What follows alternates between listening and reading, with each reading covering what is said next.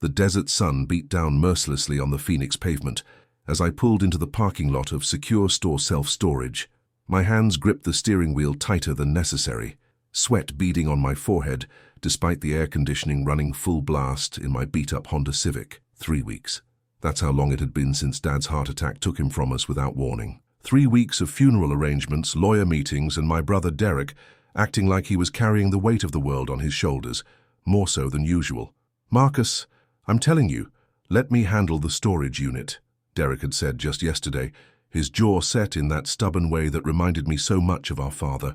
"There's nothing in there but old junk anyway. Tools, maybe some Christmas decorations. I'll sort through it." But Derek was in Tucson now, meeting with contractors for his construction business, and the notice from the storage facility was clear. Unit 247 would go to auction tomorrow if the 3 months of back rent weren't paid. $800 that neither of us had readily available, but money we needed to come up with if we wanted to preserve whatever memories Dad had locked away. I sat in my car for a moment, studying the facility. It was one of those sprawling complexes that dotted the outskirts of Phoenix, rows upon rows of beige metal doors under the relentless Arizona sun, the kind of place where people stored the overflow of their lives, the things too important to throw away, but not important enough to keep at home. The office was air-conditioned to Arctic levels, providing blessed relief from the 115-degree heat outside. Behind the counter sat a woman in her 50s, with bleached blonde hair and glasses hanging from a chain around her neck. "Can I help you?" she asked, looking up from her computer screen. "I'm here about Unit 247, Thomas Rivera's unit. I'm his son, Marcus." Her expression softened. "Oh, honey, I'm so sorry for your loss. Your father was always so polite when he came by. Paid his rent on time for years until—" She trailed off, pulling out a file. "Well, these things happen. Life gets complicated." I nodded, swallowing hard. Dad had rented this unit for over a decade, apparently. How had I never known? "So, you're here to settle the account?" she asked hopefully. "I need to see what's in there first, to decide if it's worth paying the back rent." She studied me for a moment, then pulled out a clipboard. "I'll need to see some ID and proof that you're authorized to access the unit."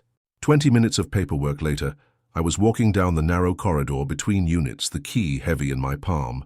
The numbers on the doors climbed steadily, 235, 237, 239, and with each step, I felt a growing unease. Why had Derek been so adamant about keeping me away from this place?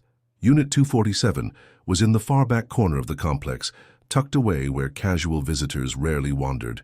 The orange metal door was identical to all the others, secured with a heavy padlock that looked relatively new. My hands trembled slightly as I inserted the key. The lock clicked open with surprising ease. I took a deep breath of the stifling desert air and rolled up the door. What I saw made my stomach drop. This wasn't a storage unit filled with Christmas decorations and old tools. The space was meticulously organized, almost like a small office. Against the far wall stood a metal filing cabinet, its drawers slightly ajar. A folding table held stacks of manila folders, some labeled with dates going back 15 years, and along the right wall, cardboard boxes were stacked 4 high, each one labeled in Dad's careful handwriting. But it was what I saw on the left wall that made my blood run cold. Photographs. Dozens of them, pinned to a large corkboard like something out of a detective movie. Some were surveillance-style shots taken from a distance, others looked like they'd been clipped from newspapers or printed from online sources. And in the center of it all was a map of Phoenix with red pins, marking various locations throughout the city. I stepped inside, the heavy desert air replaced by the stale coolness of the storage unit. My footsteps echoed in the confined space as I approached the photo board. My father had been watching someone, or multiple someones. The photos showed a middle-aged man with graying hair getting in and out of a black BMW, the same man entering what looked like an upscale restaurant downtown. Another shot of him shaking hands with someone outside a law office. I recognized the face, but couldn't immediately place it. Someone familiar, but from where? My phone buzzed. A text from Derek. "How's your day going? Staying out of trouble?" The casual tone of the message now felt loaded with meaning. I quickly typed back, "Just running errands. When will you be back? Tomorrow afternoon we should grab dinner and talk about Dad's affairs." Dad's affairs. The phrase took on a whole new meaning as I stared at the evidence surrounding me. I moved to the filing cabinet and pulled open the top drawer. It was filled with folders, each meticulously labeled and organized by date. I grabbed one at random, June 2018, and opened it. Inside were bank statements, but not for any account I recognized. These showed regular deposits of $3,000 every month, going back years. The account holder was listed as TR Consulting, Thomas Rivera Consulting. Dad had never mentioned running a consulting business. As far as I knew, he'd worked maintenance at the municipal airport until his retirement 5 years ago. A steady, unremarkable job that barely covered the mortgage on our modest house in Glendale. Yet here was evidence of significant monthly income that had apparently been flowing for years. I grabbed another folder, September 2019, and found more of the same. Bank statements, deposit slips, and what looked like payment receipts. But receipts for what? As I dug deeper, I found correspondence. Letters typed on plain white paper, no letterhead, signed only with initials I didn't recognize. The language was formal, businesslike, but the content was vague. References to services rendered, and ongoing arrangements, and mutual understanding. It was like reading a coded conversation between people who knew they couldn't be explicit about what they were discussing. The desert heat seemed to press in around me despite the shade of the storage unit. I could feel sweat gathering at the base of my neck as the implications of what I was discovering began to sink in. My phone rang, startling me in the silence. Derek's name appeared on the screen. For a moment I considered not answering, but that would only make him suspicious. "Hey, what's up?" I tried to keep my voice casual. "Just checking in, you sound weird. Everything okay?" I looked around at the evidence surrounding me. The photos, the files, the mysterious bank statements. "Yeah, I'm fine. Just dealing with some of Dad's paperwork." "What paperwork? I told you I'd handle all that." "Just some bills that came to the house. Nothing major."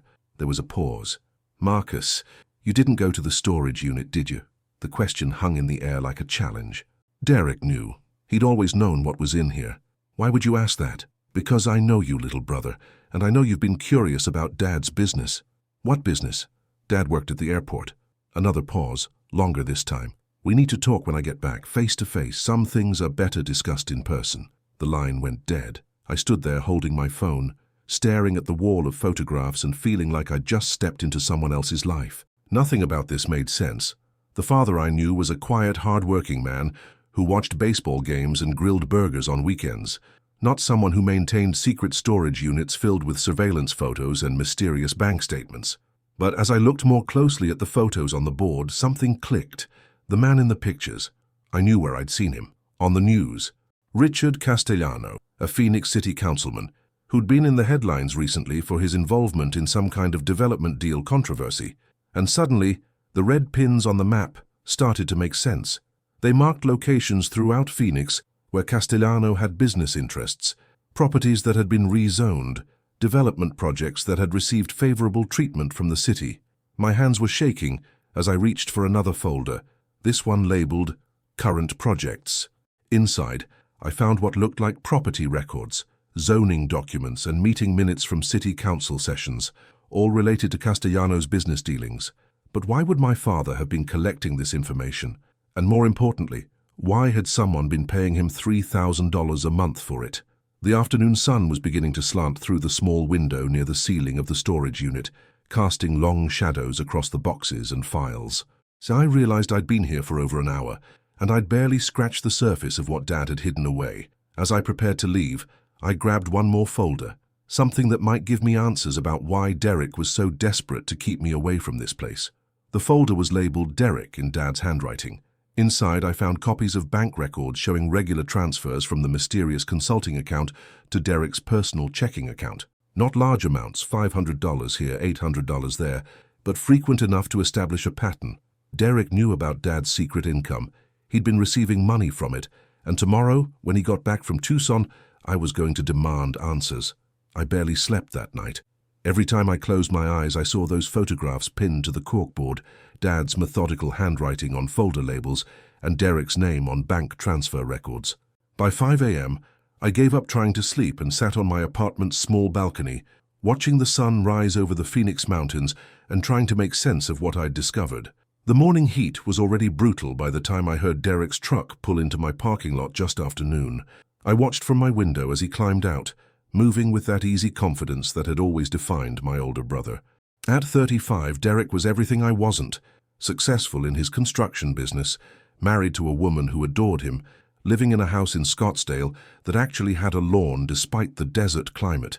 He looked tired, though, dark circles under his eyes that hadn't been there a few weeks ago before Dad died. I met him at my front door before he could knock. "We need to talk," I said without preamble. Derek studied my face, and I watched something shift in his expression.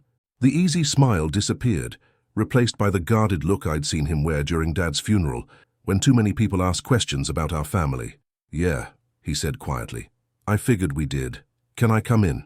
My apartment was small, a one-bedroom place in Tempe that was all I could afford on my salary from the community college where I worked in the admissions office. Derek had offered to help me find something better more than once, offers I'd always declined out of pride. Now I wondered if those offers had been funded by whatever Dad had been involved in. We sat across from each other at my small kitchen table. Derek looked older than his years in the harsh fluorescent light, his dark hair showing more grey than I'd noticed before. "You went to the storage unit," he said. It wasn't a question. "Yeah, I went to the storage unit." Derek nodded slowly, rubbing his temples. "What did you see?" "Everything. The photos, the files, the bank statements. Dad's been getting paid $3,000 a month by someone for years, and you've been getting money from that account. It's not what you think. What I think is that I don't know who our father really was. What I think is that my brother has been lying to me about something major. So why don't you tell me what it actually is?"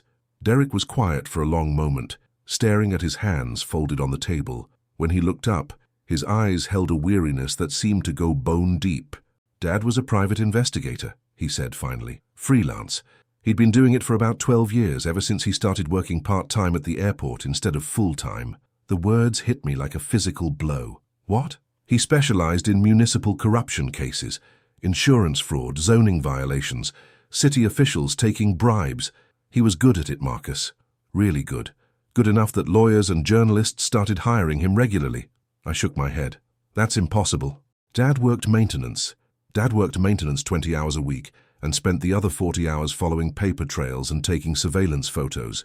The airport job was perfect cover, gave him access to public records, city buildings, and a reason to be all over Phoenix without anyone questioning it. The room felt like it was spinning. "You're telling me our father was some kind of undercover investigator and you just knew about this?" "He told me when I turned 30. Said I was old enough to understand and that someone in the family needed to know in case anything happened to him." Derek's voice was steady, but I could see the pain in his eyes. "He made me promise never to tell you." "Why?" "Because you were still in college. Because you had dreams of being a teacher, of having a normal life. Because Dad knew that if you found out what he was really doing, you'd want to help, and he couldn't bear the thought of putting you in danger." I stood up abruptly, pacing to the small living room. "So instead you all just let me think he was some maintenance worker, barely making ends meet. Let me feel guilty every time I couldn't help with money, every time I had to ask for help with my student loans." "Marcus, and the money he was giving you, what was that for?" Derek followed me into the living room. "Sometimes he needed help, someone to watch a location, to make deliveries, to provide alibis. I helped when I could, and he insisted on paying me for it. You were part of it." The betrayal cut deeper than I'd expected. "You were both part of whatever this was, and I was just—" "What? The naive little brother who couldn't be trusted with the truth? You were the one who got to have a normal relationship with Dad." Derek's voice rose for the first time. "Do you think it was easy knowing what he was involved in? Worrying every time he didn't answer his phone that maybe this time he'd gotten too close to someone dangerous?" We stared at each other across my small living room. Years of unspoken tension suddenly laid bare. "Tell me about Richard Castellano," I said finally. Derek's shoulders sagged. "That was Dad's last case, the one he was working on when he died." "What did he find?" "Evidence that Castellano has been taking bribes to influence zoning decisions, kickbacks from developers in exchange for favorable treatment from the city council. Dad had been documenting it for 8 months. For who? Who was paying him?" Derek was quiet for a long moment. "A journalist at the Arizona Republic, Sarah Chen. She'd been investigating municipal corruption for years, but she needed someone who could get close enough to gather hard evidence." I thought about the meticulous files, the surveillance photos, the bank statements. Dad was building a case against a city councilman. Dad was building a case that would have brought down half the Phoenix City Council. Castellano was just the beginning. The corruption goes deeper than anyone realizes. The implications were staggering. And now he's dead. The heart attack was real, Marcus. I saw the medical examiner's report. Dad had been having chest pains for months, but he wouldn't see a doctor. said he didn't have time, or maybe he was stressed because he was investigating dangerous people. Derek nodded grimly. Maybe, probably. I sank into my worn couch, trying to process everything. What happens to the investigation now, to all that evidence? That's what I've been trying to figure out. Dad's contact at the newspaper, Sarah Chen, has been calling me. She wants to meet, to go over what Dad had compiled. And you've been stalling. I've been trying to figure out how to handle this without dragging you into it, without putting either of us in the position Dad was in. I looked at my brother, really looked at him, and saw the weight he'd been carrying, the fear, the responsibility, the impossible choice between honoring our father's work and protecting what remained of our family. Derek, show me everything, all of it. Marcus, no. This is exactly what Dad didn't want. Dad's dead. The words came out harsher than I intended. And if what you're telling me is true, if he really was investigating corruption that goes to the highest levels of city government, then his work matters. It matters more than protecting me from the truth. Derek studied my face. You don't understand what you're asking. These aren't just corrupt politicians we're talking about. These are people with connections, with resources, people who don't appreciate being investigated. Then why did Dad do it? Because someone had to. Because he believed that ordinary people deserved to know when their elected officials were selling them out. I thought about my father, the quiet man who'd raised us after Mom died, who'd worked steadily and lived modestly and never complained about anything, who'd apparently been living a double life for over a decade, fighting corruption in his own methodical way. I want to meet with Sarah Chen, I said. Absolutely not. Derek, I'm not asking for permission. I'm 28 years old. I can make my own decisions about what risks I'm willing to take. And what about your job at the college? What about your girlfriend? You're just going to throw all that away to play detective. I'm going to honor our father's memory by making sure his work wasn't for nothing. Derek was quiet for a long time, studying me with the same intense focus he brought to his construction projects. Finally, he sighed. If you're really determined to do this, then we do it together. No going off on your own, no making decisions without talking to me first. We're partners, or we're nothing. I felt a surge of relief mixed with apprehension. Partners. And Marcus? Once we start down this road, there's no going back. Once we meet with Sarah Chen, once we start looking at Dad's evidence with the intention of finishing his work, we become targets just like he was. You think that's why he had the heart attack? The stress? I think Dad spent 12 years living with the knowledge that powerful people wanted him to disappear. I think that kind of pressure takes a toll that we can't even imagine. The afternoon sun streamed through my small living room window, highlighting the dust motes floating in the air between us. In a few hours, the desert heat would become unbearable, driving everyone indoors until sunset. But for now, in this moment, I felt like I was seeing clearly for the first time in weeks. Call Sarah Chen, I said. Set up a meeting. Derek pulled out his phone, then hesitated. Marcus, are you absolutely sure about this? I thought about the storage unit, about the evidence Dad had so carefully compiled, about the truth that Derek had been protecting me from. I thought about Richard Castellano and whatever corruption Dad had uncovered, and about the $3,000 a month that had been flowing into a secret account for years. Most of all, I thought about my father and the man I'd never really known. I'm sure, I said. Let's finish what Dad started. The Arizona Republic building downtown looked like every other modern office complex in Phoenix, all glass and steel, designed to withstand the desert heat, but not particularly inspiring to look at. Derek and I sat in his truck in the parking lot, both of us unusually quiet as we prepared to meet the woman who had been our father's secret partner for the past 8 months. Last chance to back out, Derek said, but there was no real conviction in his voice. He'd spent the morning at the storage unit with me, going through Dad's files with fresh eyes now that the truth was out. The scope of what our father had uncovered was even more extensive than either of us had realized. I'm not backing out. Sarah Chen met us in the lobby. She was younger than I'd expected, maybe 40, with short black hair and intelligent dark eyes behind wire-rimmed glasses. She wore a simple blue blouse and black pants, but something about her posture suggested someone accustomed to asking difficult questions and not accepting easy answers. You must be Marcus, she said, extending her hand. I'm so sorry for your loss. Your father was an extraordinary man. We followed her to a small conference room on the 3rd floor. The walls were lined with framed newspaper front pages featuring major stories the Republic had broken over the years. I wondered if any of them had been based on information Dad had provided. Sarah sat across from us, a legal pad and digital recorder on the table between us. Before we begin, I want you both to understand something.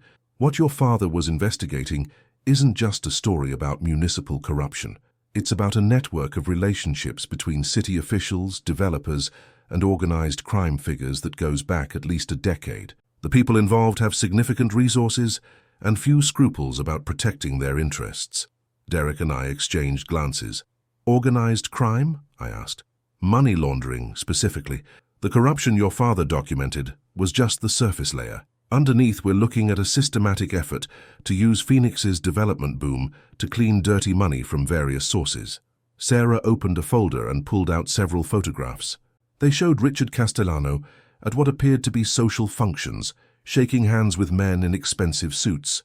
In the background of one photo, I recognized a location, an upscale restaurant in Scottsdale that had been featured in the news for its alleged ties to out-of-state casino interests. Your father's surveillance work was incredibly thorough, Sarah continued. He documented meetings, financial transactions, property deals, and zoning decisions that all connect back to the same group of people. What he couldn't have known was how high up the chain this goes. How high? Derek asked. We've identified connections to the mayor's office, the county assessor, and at least 3 other city council members, plus developers who've received over $50 million in favorable treatment over the past 5 years. I stared at the photographs, trying to wrap my mind around the scale of what Sarah was describing. Dad was investigating all of this by himself? Your father was meticulous and patient. He understood that this kind of corruption doesn't happen overnight. It builds slowly, relationship by relationship, favor by favor. He spent months just documenting the patterns before he even tried to understand what they meant. Sarah pulled out another file, this one thicker than the others. This is what he was working on in his final weeks. Evidence of a specific development deal that was scheduled to be voted on by the city council next month. A $100 million hotel and casino complex on land that was rezoned from residential to commercial in a single emergency session last year. Emergency session? I asked. City council called a special meeting with less than 48 hours notice. No public comment period, minimal discussion. The vote was 6-1 in favor of the rezoning. Derek leaned forward. And Dad found something wrong with that vote. Your father found evidence that the land was purchased by a shell company 3 days before the rezoning request was even submitted. He also found that 5 of the 6 council members who voted for the rezoning received significant campaign contributions from companies connected to the eventual developers. The pieces were starting to fit together. So they knew the vote was going to pass before it even happened. Not just that they knew it would pass, but that the entire process was orchestrated from the beginning. The land purchase, the zoning request, the emergency session, the vote. It was all choreographed. Sarah reached for another folder. But here's what your father discovered in his final week of investigation. The money being used to purchase the land, to make the campaign contributions, to finance the development, it's all connected to the same sources that have been flowing through Phoenix for years. She spread out a series of financial documents that looked like something from an accounting textbook. Bank records, wire transfers, corporate filings, all connected by lines drawn in red ink in what I recognized as Dad's careful handwriting. He traced the money? Derek asked. He traced enough of it to establish a pattern. Shell companies that exist only on paper, bank accounts that funnel money through multiple states before it reaches Phoenix, developers who appear to have unlimited access to capital despite no obvious income sources. I studied the financial flow charts, trying to follow the red lines that connected various accounts and entities. It was like looking at a map of a shadow economy that existed parallel to the legitimate business world of Phoenix. What happens now? I asked. Do we have enough evidence to publish the story? Sarah was quiet for a moment. Your father's documentation is extraordinary, but it's mostly circumstantial. We can show patterns, we can demonstrate connections, but proving criminal activity requires more than bank records and surveillance photos. What kind of proof? Recordings of conversations, documents that explicitly discuss the arrangements, testimony from someone inside the network who's willing to cooperate with investigators. Derek shook his head. Dad never mentioned having any of that. No, but he might have been working toward it. The surveillance he was conducting in his final weeks suggests he was trying to get close enough to gather more direct evidence. I thought about the photos we'd found in the storage unit, the careful notes about Castellano's schedule and movements. He was planning something. I think your father was planning to approach someone, either to offer them a deal in exchange for cooperation, or to confront them with what he'd already found and try to get them to incriminate themselves. The implications were sobering. That sounds dangerous. It was dangerous. Your father knew that. But he also knew that without that kind of direct evidence, all his documentation would just be an interesting collection of coincidences. Sarah gathered the documents back into their folders. The question now is whether you want to continue his work. I can publish what we have as an investigative piece, but without stronger evidence, it'll probably just cause some embarrassment and maybe prompt internal investigations that go nowhere. Or, I prompted, or we finish what your father started. We find the direct evidence that proves these connections aren't just coincidences. We build a case that can actually bring down the network instead of just exposing part of it. Derek and I looked at each other across the conference room table. Outside the windows, Phoenix stretched out under the brutal afternoon sun, a sprawling city built on dreams and ambition, and apparently systematic corruption. What would finishing Dad's work actually involve? Derek asked. More surveillance, more documentation, and yes, eventually, more direct contact with the people involved. Your father had identified several individuals who might be willing to cooperate if approached correctly. Approached how? That depends on who we're talking about. Some people respond to being confronted with evidence of their crimes. Others respond to being offered protection in exchange for testimony. A few might respond to appeals to their conscience. I thought about my father, spending years of his life methodically building this case, probably knowing that eventually he'd have to take the dangerous step of direct confrontation. There's something else you should know, Sarah said. Your father wasn't the only investigator working this case. There are federal authorities who've been watching some of these same people for different reasons. If we can provide them with evidence of local corruption, it might support larger cases they're already building. Federal authorities. FBI Financial Crimes Unit. They've been tracking money laundering operations throughout the Southwest for several years. What your father documented could be crucial evidence in cases that go far beyond Phoenix City politics. The scope of what we were discussing was starting to feel overwhelming. This wasn't just about exposing a corrupt city councilman. This was about dismantling a criminal network that operated across state lines. Sarah, I said finally, if we decide to do this, what's the timeline? The city council vote on the casino development is scheduled for 3 weeks from now. If that vote passes, it'll be much harder to prove that the process was corrupted. The project will have official approval, construction will begin, and anyone involved will claim they were just following proper procedures. So we have 3 weeks. We have 3 weeks to find evidence that your father spent 8 months looking for. Derek rubbed his temples. And if we can't find it, then we publish what we have and hope it's enough to prompt serious investigations. But honestly, without stronger evidence, the most likely outcome is that a few people get criticized in the newspaper. Maybe a couple of officials resign, and the network adapts and continues operating with different faces. I looked around the conference room, at the framed newspaper headlines celebrating journalism's victories over corruption and injustice. I thought about my father, who'd spent 12 years of his life fighting these battles in secret, and about the storage unit full of evidence that represented years of patient, dangerous work. We have to try, I said. Derek nodded slowly. Yeah, we do. Sarah smiled for the first time since we'd met. Your father would be proud of you both. As we prepared to leave, Sarah handed me a business card with her direct phone number written on the back. Call me anytime, day or night. And Marcus? Derek? Be careful. Your father was very good at staying invisible while he worked. You'll need to learn to do the same. Walking back to Derek's truck, I felt the weight of what we'd committed to settling on my shoulders.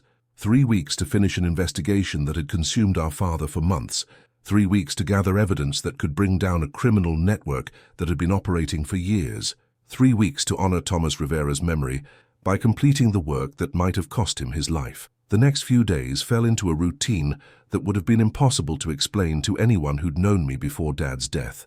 I'd called in sick to my job at the community college, something I'd never done without actually being ill, and spent my mornings at the storage unit going through files, while Derek managed his construction business from his cell phone.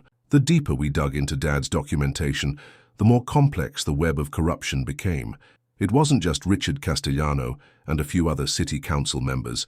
The network involved dozens of people, developers, lawyers, accountants, bank officials, and what appeared to be several individuals with no obvious legitimate occupation, but significant influence over city politics. Look at this. Derek said on Thursday morning, holding up a folder labeled Property Records, Highland District. We'd been working in the storage unit since dawn, trying to stay ahead of the desert heat that would make the metal box unbearable by noon. Inside the folder were copies of property deeds, zoning applications, and tax assessments for a neighborhood in central Phoenix that had been undergoing rapid gentrification. What caught Derek's attention was the pattern of ownership changes. Over the past 3 years, 47 properties in a 6-block area have been purchased by shell companies, he said, spreading the documents across the folding table. Different company names, but look at the addresses where they're registered. I studied the paperwork. Despite the different corporate names, Highland Development LLC, Phoenix Property Solutions Inc., Desert Vista Holdings, they were all registered to post office boxes in the same strip mall in Scottsdale. Same people behind different names, I said. And look at this. Derek pointed to the purchase prices. These properties were bought for an average of 30% below market value. Some of them were sold for even less than the county tax assessment. How is that possible? Either the sellers were forced to sell quickly, or they had other incentives to accept below-market prices. I thought about the implications. You think the sellers were pressured somehow? I think when 47 property owners in the same neighborhood all decide to sell their homes for less than they're worth to companies that don't seem to exist, there's probably more going on than market forces. We spent the rest of the morning documenting the Highland District property transfers, cross-referencing them with Dad's surveillance photos and financial records.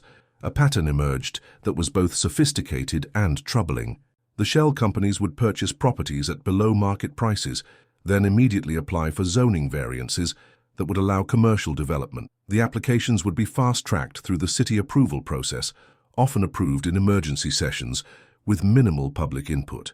Once the zoning was changed, the properties would be sold to legitimate developers for prices that were sometimes 3 or 4 times what the shell companies had paid. It's a system, I said, stepping back to look at the timeline Derek had drawn on a whiteboard we'd found in one of Dad's boxes. Buy low, change the zoning, sell high, and the people approving the zoning changes are getting kickbacks from the profits. But where does the initial money come from? These shell companies are purchasing dozens of properties, paying cash with no obvious income source. That question led us to another of Dad's folders, this one labeled Financial Sources. Inside, we found bank records that showed wire transfers flowing into Phoenix from accounts in Nevada, California, and Florida. The amounts were significant, often 6 or 7 figures, and the timing corresponded exactly with major property purchases and development deals. Money laundering, I said, finally understanding what Sarah Chen had been telling us. Someone with large amounts of cash that can't be deposited into legitimate bank accounts is using Phoenix real estate to clean it. And the local officials are getting paid to make the process as smooth as possible. Derek's phone rang, interrupting our analysis. The caller ID showed Sarah Chen's number. Marcus, Derek, I need you both to be very careful over the next few days, Sarah said without preamble when Derek put the phone on speaker. I've been asking questions about some of the people mentioned in your father's files, and I think I may have attracted some attention. What kind of attention? Yesterday, I noticed the same car parked across from my apartment when I left for work and when I came home. This morning, I found evidence that someone had been in my office after hours. Derek and I exchanged glances. Evidence? Nothing was taken, but files had been moved slightly, my computer had been accessed, and my desk drawers were in a different order than I'd left them. Whoever did it was professional. They tried to be subtle about it. The temperature in the storage unit suddenly felt even more oppressive. Do you think they found anything about Dad's investigation? I don't keep sensitive files at the office. Everything related to your father's work is in a safe deposit box. But they know I've been asking questions, which means they probably know about your involvement too. What should we do? Be aware of your surroundings. Change your routines. Don't go anywhere alone and don't discuss the investigation over the phone or in places where you might be overheard. After Sarah hung up, Derek and I sat in silence for several minutes, the weight of what we'd gotten ourselves into finally becoming real. We could still back out, Derek said finally. Turn everything over to Sarah and the federal authorities. Let them handle it from here. Could you? Could you really just walk away from this? Derek looked around the storage unit at the months of meticulous work our father had done, at the evidence of corruption that touched every level of Phoenix city government. No, he said, I couldn't. That afternoon, we decided to take a more active approach to the investigation. Instead of just reviewing Dad's files, we would try to gather new evidence. But first, we needed to understand exactly what we were looking for. Sarah had mentioned that Dad was planning to approach someone in the network, possibly to get them to cooperate or to incriminate themselves. Looking through his calendar and notes from his final weeks, we found references to someone identified only as JM, with notations about possible approach and weekend schedule. JM, I said, going through Dad's surveillance photos. Who is JM? Derek found the answer in a folder of business cards and contact information Dad had collected. James Morrison, listed as a consultant with an address in Scottsdale and a phone number that Dad had called 3 times in his final week. James Morrison, Derek read from Dad's notes. City planning consultant. Worked on zoning applications for Highland Development, Phoenix Property Solutions and Desert Vista Holdings. He's the connection between the shell companies and the city planning process. And according to Dad's notes, Morrison has been asking questions about some of the deals he's been involved in. Apparently, he's been concerned about the pattern of quick approvals and emergency sessions. I studied the surveillance photos that included Morrison. He was a thin man in his 50s, usually dressed in business casual clothes, often photographed entering and leaving City Hall or meeting with other individuals from Dad's investigation. Dad thought Morrison might be willing to cooperate, or Dad thought Morrison was getting suspicious enough that he might start talking to other people. Either way, Morrison knows how the system works and has access to documents we'll never see. The decision to approach James Morrison ourselves was perhaps inevitable, but it still felt like crossing a line from passive investigation to active risk-taking. We spent the rest of the afternoon researching Morrison's background, his schedule, and the best way to make contact without alerting the network that we were continuing Dad's work. By evening, we had a plan. It wasn't a particularly sophisticated plan, but it was direct. We would approach Morrison at his office, explain who we were and what we'd discovered, and offer him a choice between cooperation and exposure. This is exactly the kind of thing Dad was trying to protect you from, Derek said as we locked up the storage unit. Yeah, well, Dad's not here to protect me anymore, and someone needs to finish what he started. As we drove back toward Phoenix in Derek's truck, the city lights spreading out before us in the gathering darkness, I realized how much had changed in just a few days. A week ago, I'd been a community college administrator with a quiet life and modest ambitions. Now I was part of an investigation that could bring down a criminal network operating at the highest levels of city government. My phone buzzed with a text message from Lisa, my girlfriend, asking why I'd been so distant lately and whether I wanted to get dinner over the weekend. I stared at the message, trying to figure out how to respond. How do you explain to someone that you've discovered your recently deceased father was a private investigator, that you're now continuing his work exposing municipal corruption, and that you might be under surveillance by dangerous people? You don't, I realized. You protect them by keeping them away from the truth, just like Dad had protected me for years. I typed back, "Things are complicated right now with Dad's estate. Can we talk next week?" It wasn't entirely a lie, I told myself. Dad's estate was complicated, just not in the way Lisa would assume. Second thoughts? Derek asked, noticing my hesitation with the phone. About the investigation? No. About dragging innocent people into it? Definitely. That's probably smart. The fewer people who know what we're doing, the safer everyone is. As we pulled into my apartment complex, I noticed a dark sedan parked across the street that hadn't been there when we'd left that morning. It could have been nothing. Residents and visitors parked on that street all the time. But as we got out of Derek's truck, the sedan's engine started, and it pulled away from the curb. "Did you see that?" I asked Derek.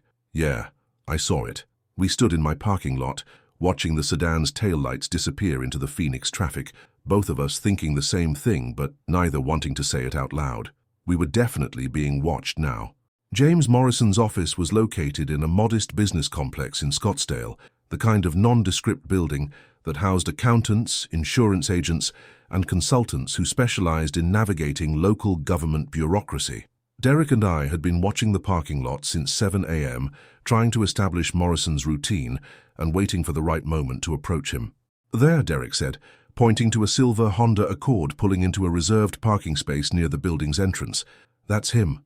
Morrison looked older than he had in Dad's surveillance photos, with more gray in his hair and deeper lines around his eyes. He moved with the careful deliberation of someone carrying a heavy burden, checking his surroundings before getting out of his car and walking quickly to the building entrance. "He looks nervous," I observed. or guilty, or scared. Maybe all three. We waited 10 minutes, then followed him into the building. Morrison's office was on the second floor, behind a door marked Morrison Planning Services in simple black letters. Through the frosted glass, we could see the outline of someone moving around inside.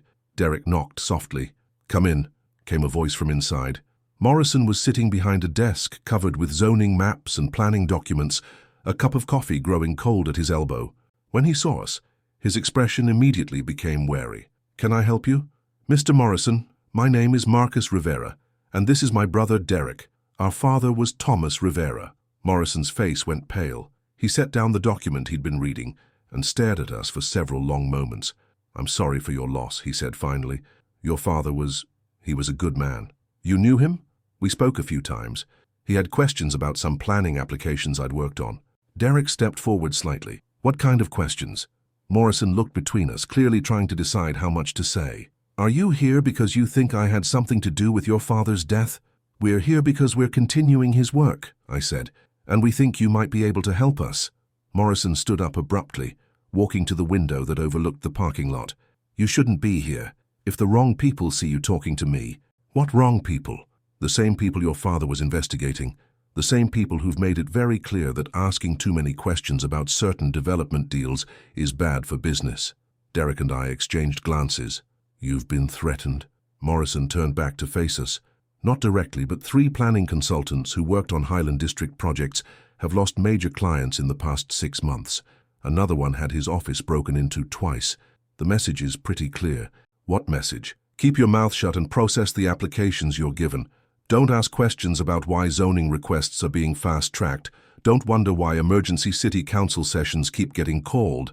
And definitely don't talk to journalists or private investigators." I pulled out one of Dad's folders and set it on Morrison's desk. "This is what our father discovered about the Highland District projects. Shell companies purchasing properties below market value, then immediately applying for zoning changes that get approved in emergency sessions with no public input." Morrison glanced at the folder but didn't touch it. "I can't look at that."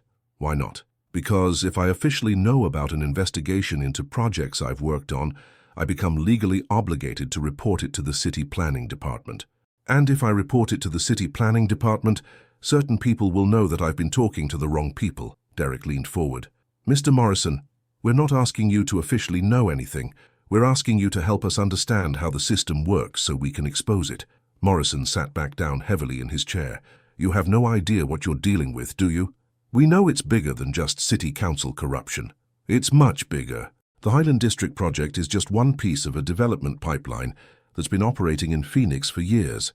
Properties get identified, purchased through shell companies, rezoned for commercial use, then sold to legitimate developers who may or may not know where the financing originally came from. And you've been processing the zoning applications for these shell companies." Morrison nodded reluctantly. "Among other things.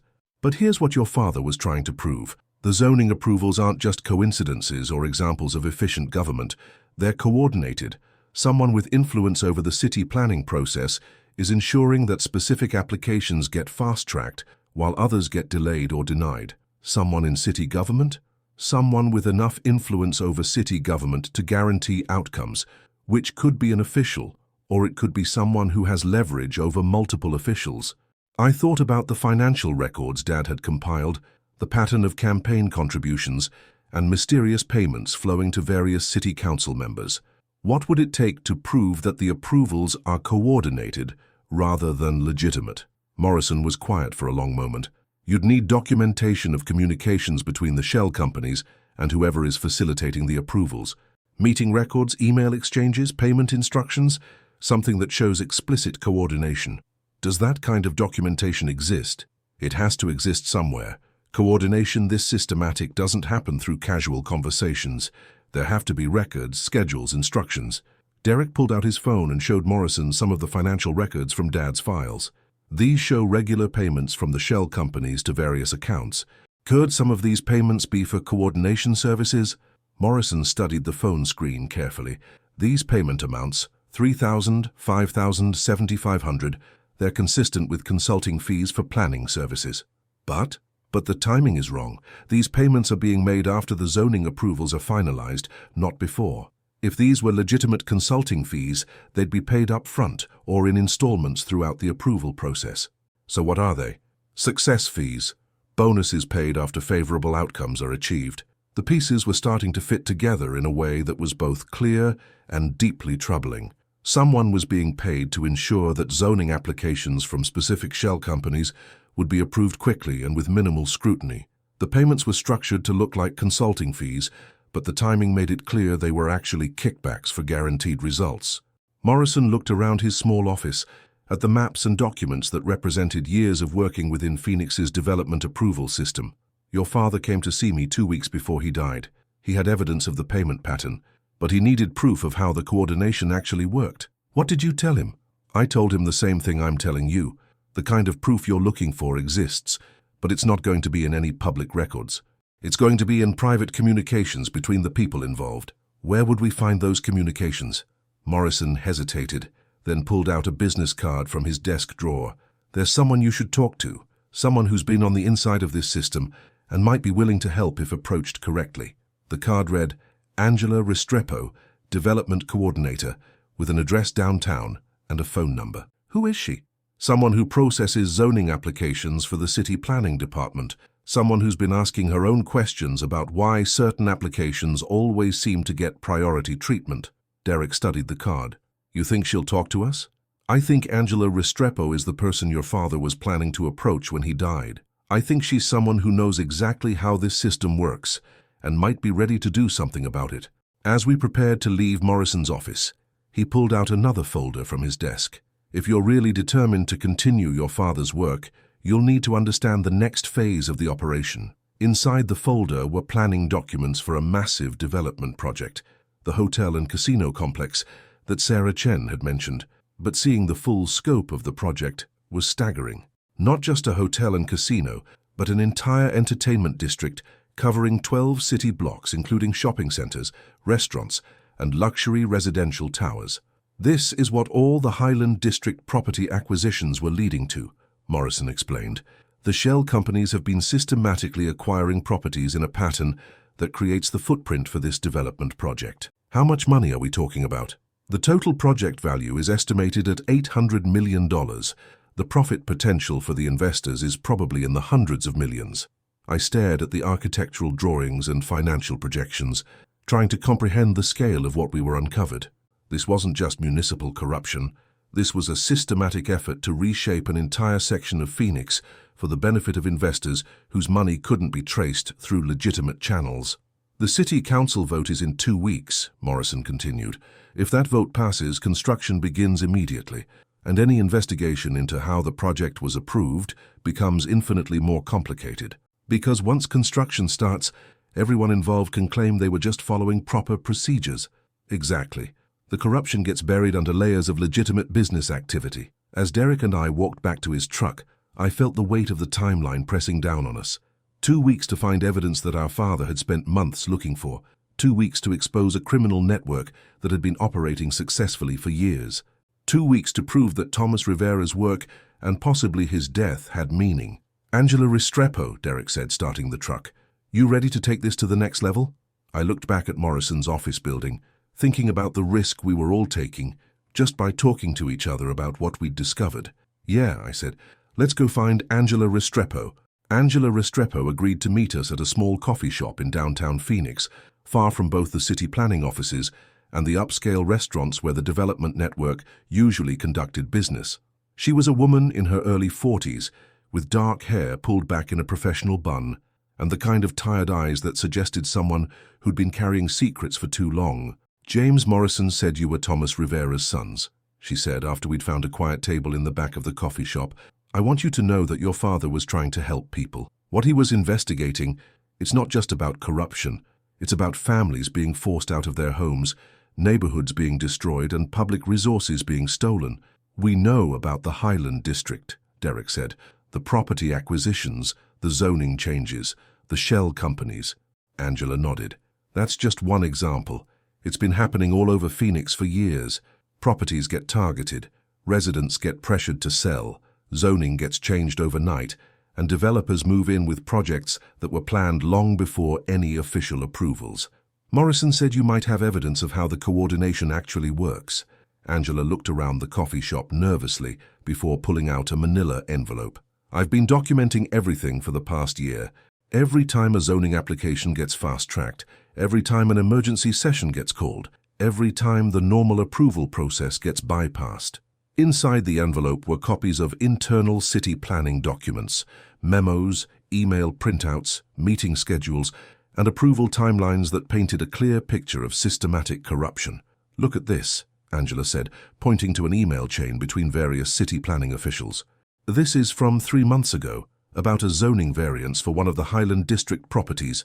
The email showed planning department staff being instructed to expedite a particular application despite missing documentation and procedural irregularities. The instructions came from a deputy planning director named William Castillo, but the language suggested he was passing along orders from someone else. Castillo gets directions from above and passes them down to the staff, Angela explained. We process applications that should be denied, we skip public comment periods that are required by law, and we schedule emergency sessions for projects that don't meet the criteria for emergency approval. How often does this happen? For certain developers? Always. For projects connected to specific shell companies? Every single time. Derek studied the email chain. Does Castillo know about the shell company connections? Castillo knows exactly what he's doing. He's been coordinating this system for at least 3 years. Angela pulled out another set of documents, bank records that showed regular deposits into an account belonging to William Castillo. The amounts and timing corresponded with the approval of major zoning variances for Highland District properties.